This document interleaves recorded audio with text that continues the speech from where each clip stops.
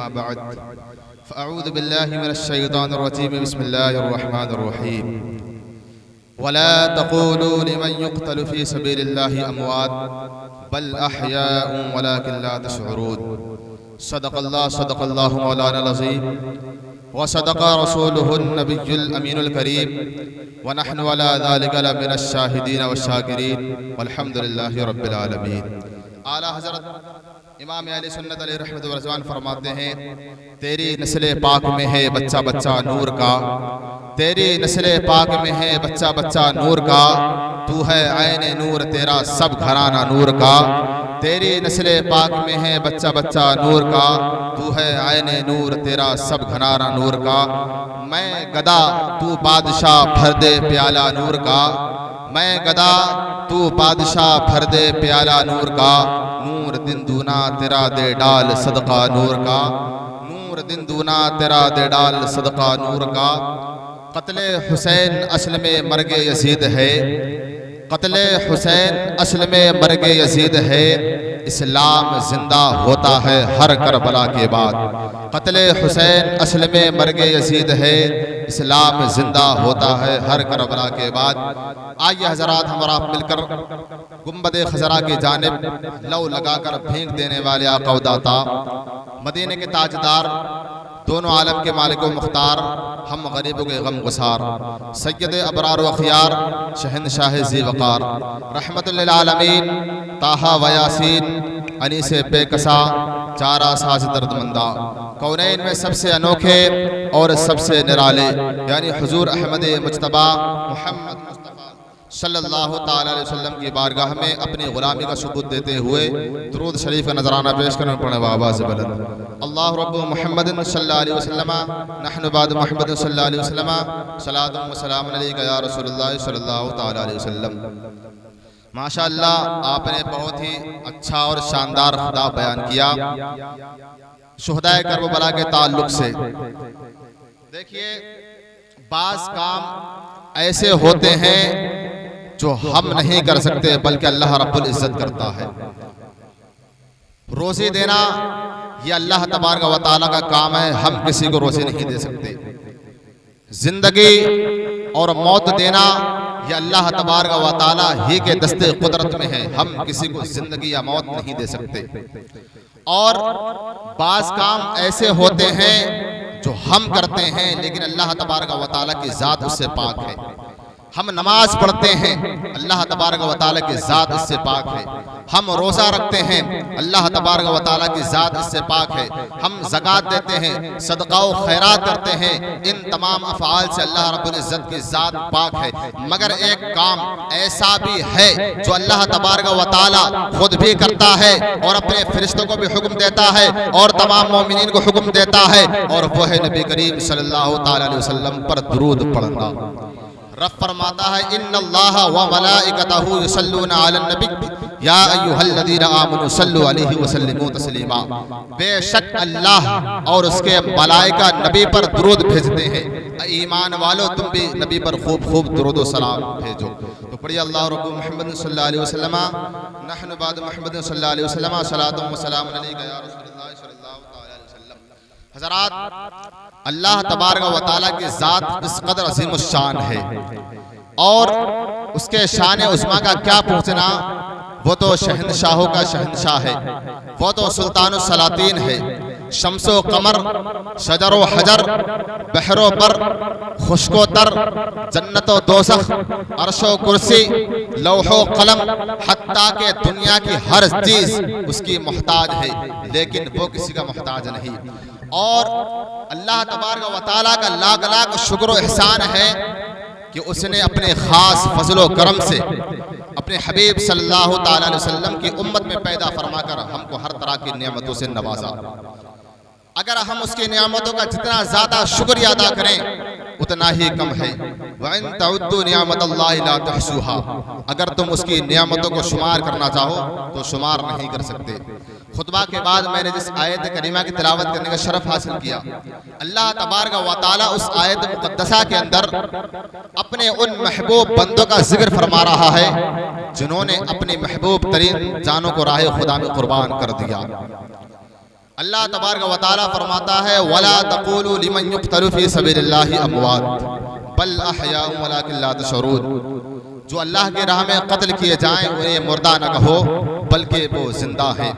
और दूसरी जगह इरशाद फरमाता है वला तहसबन्नल्लज़ीना क़ुतिलू फ़ी सबीलिल्लाहि अमवाता बल अहयाउन इंदा रब्बिहिम युरज़क़ून। इस आयत में अल्लाह तबारक व तआला ने ताकीद के साथ फरमाया कि जो अल्लाह की राह में कत्ल किए जाएं उन्हें मुर्दा गुमान भी ना करो। कहना तो दूर की बात, उन्हें मुर्दा हरगिज मुर्दा गुमान न करो। बल अहयाउन, बल्कि वो जिंदा है। इंदा रब्बिहिम युरज़क़ून, और उन्हें अपने रब के पास रिज़्क़ भी मिलता है।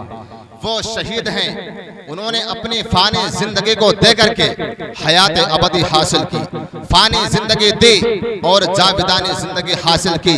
कितना अच्छा सौदा है। अदना दो और आला लो, नाक़िस दो, कामिल लो, और ये सौदा अल्लाह तबारक व तआला ही कर सकता है। और जान दे दी हुई उसी की थी।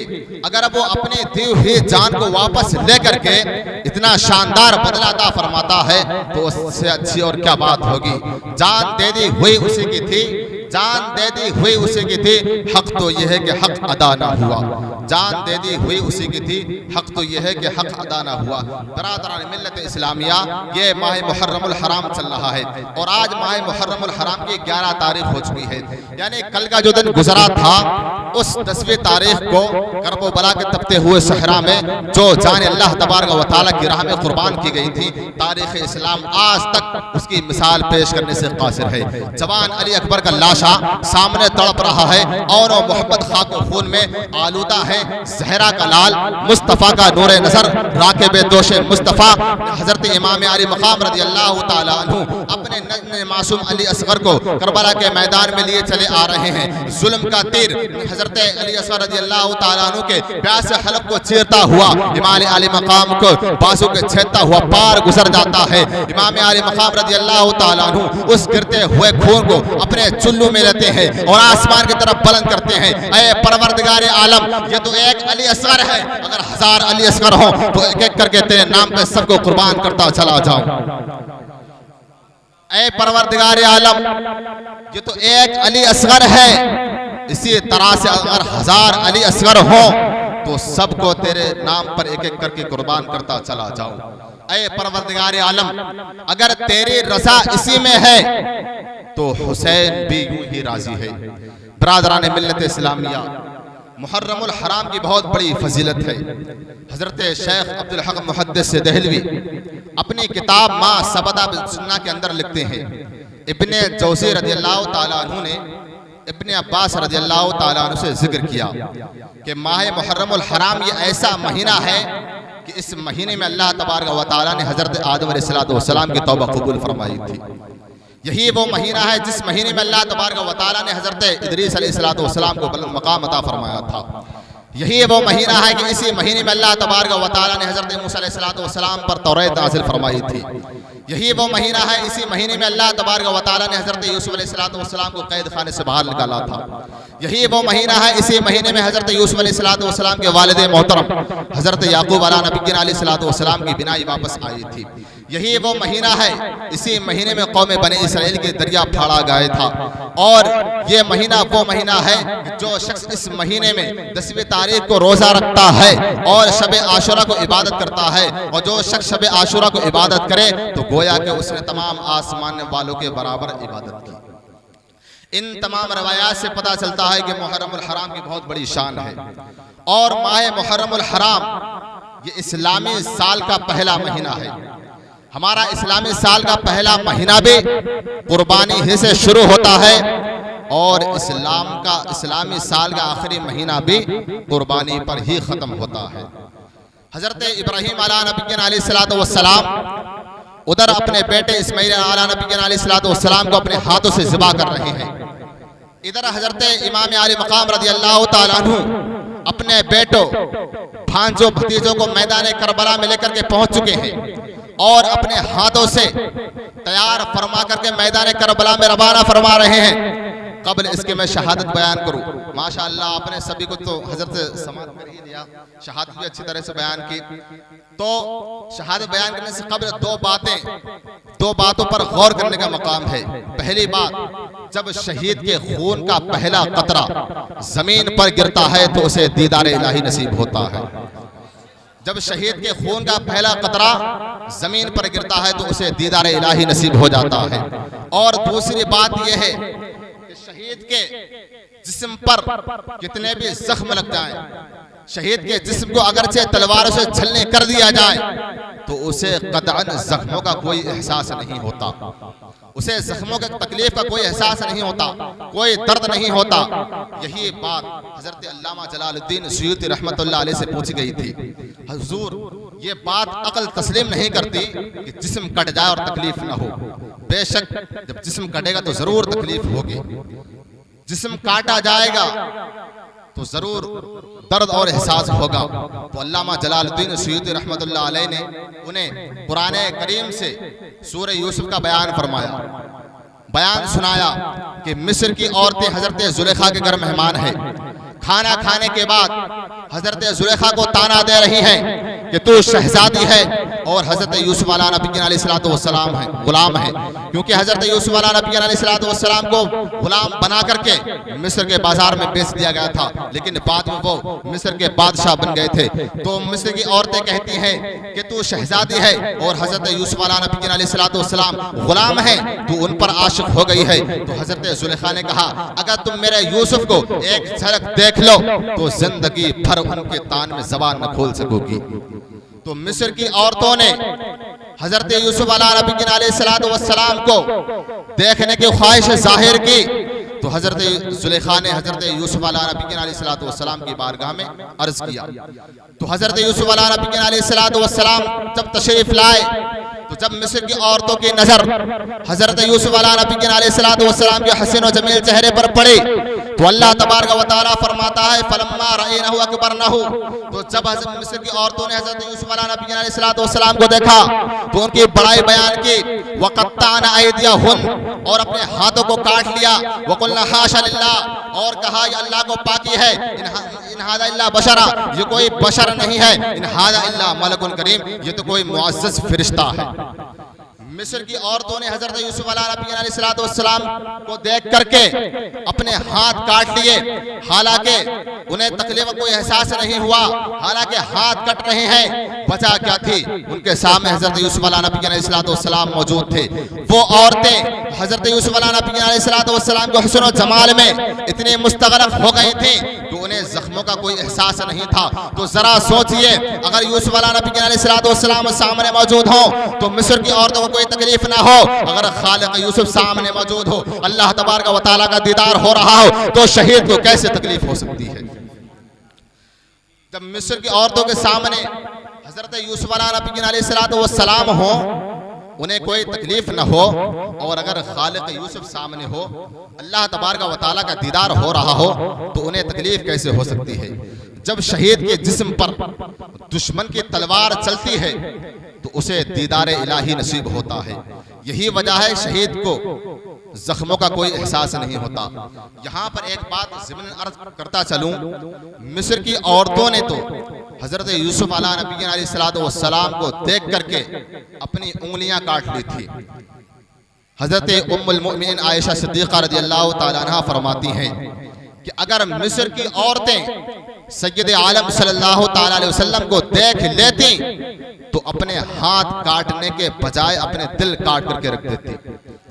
इसी को आला हजरत अपने शेर के अंदर बयान फरमाते हैं, हुस्न यूसुफ पे कटी मिस्र में अंगुश्ते जना, हुस्न यूसुफ पे कटी मिस्र में अंगुश्ते जना, सर कटाते हैं तेरे नाम पे मर्दाने अरब, सर कटाते हैं तेरे नाम पे मर्दाने अरब। उधर मिस्र की औरतें हैं, इधर अरब के मर्द हैं, उधर उंगलियां हैं, इधर सर है, उधर उंगलियां कट रही हैं, इधर सर कट रहे हैं। कट जाना ये कोई मुश्किल नहीं है, मगर कटाना ये बहुत मुश्किल काम है। जब शहीद के जिस्म पर दुश्मन की तलवार चलती है तो उसे दीदार इलाही नसीब होता है। यही वजह है कि शहीद को जिस्मों का कोई एहसास नहीं होता। जब माह मुहर्रमुल हराम हमारे दरमियान तशरीफ लाता है ना, तो लोगों के दिलों के अंदर जज्बा शहादत मुजसन हो जाता है। और उस शहादत उस्मा की याद ताज़ा हो जाती है और वो हमारे सामने वो कुर्बानियां सामने होती हैं जिनकी गवाही आज भी करबो बला के तपते हुए सहरा के जर्रे जर्रे दे रहे हैं। मुख्तसर सा काफिला है और उस काफिले का रहनुमा वो है जिसे देख करके सैयद आलम सल्लल्लाहु अलैहि वसल्लम फरमाते थे, मुझे हुसैन से जन्नत की खुशबू आती है। अज़ीज़ान मिल्लत इस्लामिया तवज्जो करना, आज हम जब इमाम हुसैन का नारा लगाते हैं, या हुसैन कह कर पुकारते हैं, या अली मौला अल मदद कह कर पुकारते हैं, तो कुछ लोगों के पेट में मरोड़ पैदा हो जाती है, कुछ लोगों के पेट में दर्द होने लगता है। वो कहते हैं तुम अली का नाम इतना क्यों लेते हो, तुम अली को या अली मौला अल मदद कहकर क्यों पुकारते हो, तुम अली को मुश्किल कुशा कहकर क्यों पुकारते हो। मेरी मिल्लत के नौजवानों तवज्जो करना, आज वो सुन्नियों पर तरह तरह के एतराज़ात करते हैं, कहते हैं कि वो हुसैन जो करबला के मैदान में अब्बास के बाजू ना बचा सका, तुम उस हुसैन को मदद के लिए क्यों पुकारते हो। जो करबला के मैदान में और मोहम्मद को ना बचा सका, तुम उस हुसैन को मदद के लिए क्यों पुकारते हो। जो करबला के मैदान में कासिम की जवानी ना बचा सका, तुम उस हुसैन को मदद के लिए क्यों पुकारते हो। जो करबला के मैदान में सकीना के प्यास ना बुझा सका, तुम उस हुसैन को मदद के लिए क्यों पुकारते हो। जो करबला के मैदान में अली असगर की प्यास ना बुझा सका, तुम उस हुसैन को मदद के लिए क्यों पुकारते हो। मेरी मिल्लत को नौजवानों तवज्जो करना, बादशाह नगर में आए हुए सुन्नी जिंदा मुसलमानों, ये बात तख्तिए दिल पर लिख लेना। इमाम हुसैन करबला के मैदान में जंग करने नहीं गए थे, इमाम हुसैन करबला के मैदान में अब्बास के बाजू बचाने नहीं गए थे, करबला के मैदान में इमाम हुसैन और मोहम्मद को बचाने नहीं गए थे, करबला के मैदान में इमाम हुसैन कासिम की जवानी बचाने नहीं गए थे, करबला के मैदान में इमाम हुसैन सकीना के प्यास बुझाने नहीं गए थे, अली असगर की प्यास बुझाने नहीं गए थे, बल्कि इमाम हुसैन अगर करबला के मैदान में गए थे तो दीन मोहम्मदी को बचाने गए थे। करबला के मैदान में अगर इमाम हुसैन गए थे तो अपने नाना की शरीयत को बचाने के लिए गए थे। अब्बास के बाजू ना बचे तो क्या हुआ, कासिम की जवानी ना बची तो क्या हुआ, और मोहम्मद ना बचे तो क्या हुआ, अली अकबर ना बचे तो क्या हुआ, अली असगर ना बचे तो क्या हुआ, सकीना के प्यास ना बुझे तो क्या हुआ। अरे मेरा हुसैन जिस दिन को बचाने गया था वो दिन आज भी जिंदा है, कल भी जिंदा था और कयामत तक जिंदा रहेगा। जरा देखिए मेरा हुसैन करबला के मैदान में कासिम की जवानी बचाने गया भी नहीं, और मोहम्मद को बचाने गया भी नहीं, सकीना के प्यास बुझाने गया भी नहीं। जिस दीन को बचाने गया था वो दीन देखिए, वो आज भी जिंदा है, कल भी जिंदा था और कयामत तक जिंदा रहेगा। इमाम आली मकाम रज़ी अल्लाह ताला अन्हु ने अपना खून दे करके मजहब इस्लाम के पौधों को सींचा है और हमें ये दर्श दिया कि तुम पर कितनी भी मुसीबतें आ जाएं, तुम अगर से कितनी मुसीबतों में गिरफ्तार क्यों ना हो जाओ, तुम पर मुसीबतों के पहाड़ क्यों ना तोड़ दिए जाएं, तुम किसी भी हाल में नमाज को मत छोड़ना, क्योंकि नमाज किसी हालत में माफ नहीं। और इमाम हुसैन ने सिर्फ कहा ही नहीं बल्कि करके भी दिखा दिया। और इमाम हुसैन फरमाते हैं अगर तुम कितनी भी तकलीफें क्यों ना हो, तुम पर मुसीबतों के पहाड़ क्यों ना तोड़ दिए जाएं, तुम पर जुल्म सितम कितना ही क्यों ना हो रहा हो, तुम मेरे गम को याद कर लेना। तुम्हारा गम मेरे गम के सामने कुछ नहीं लगेगा, तुम्हारा गम मेरे गम के सामने हल्का हो जाएगा।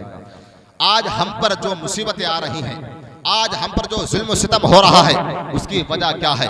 आज हमने असलाफ किराम की तारीफ को भुला दिया, आज हमने उनके तरीके पर अमल करना छोड़ दिया। मैं यकीन के साथ कहता हूँ अगर इमाम हुसैन अली मकाम रज़ी अल्लाह ताला अन्हु के जिंदगी के किसी भी एक लम्हे को आप अपनी जिंदगी में शामिल कर लें तो इंशाअल्लाह दुनियावी जिंदगी भी कामयाब हो जाएगी और उखरवी जिंदगी भी कामयाब हो जाएगी। आप किसी भी एक लम्हे को अपनी जिंदगी में शामिल कर लें, चाहे नमाज ही को अपना मामूल बना ले कि कितनी भी मुसीबतें आ जाए, कुछ भी हो जाए, मुझे हर वक्त नमाज पढ़ना है। जिस वक्त नमाज का जो टाइम आए उस टाइम पर मुझे नमाज पढ़ना है, तो यकीनन इसका अजर हमें दुनिया के अंदर भी मिलेगा और आखिरत के अंदर भी मिलेगा। कत्ल हुसैन असल में मर्ग यजीद है, इस्लाम जिंदा होता है हर करबला के बाद। मेरे बोलने में या आपके सुनने में जो भी गलतियाँ वाक़ई हुई हों, अल्लाह तबारक व तआला उसको अपने हबीब सल्लल्लाहु अलैहि वसल्लम के वसीले से माफ़ फरमाए। या रब्बुल आलमीन हम सबको हक़ बोलने, हक़ सुनने और हक़ पर अमल करने की तौफ़ीक़ अता फरमाए। अस्तग़फिरुल्लाह रब्बी मिन कुल्लि ज़म्बिन व अतूबु इलैहि व मा अलैना इल्लल बलाग। अस्सलाम।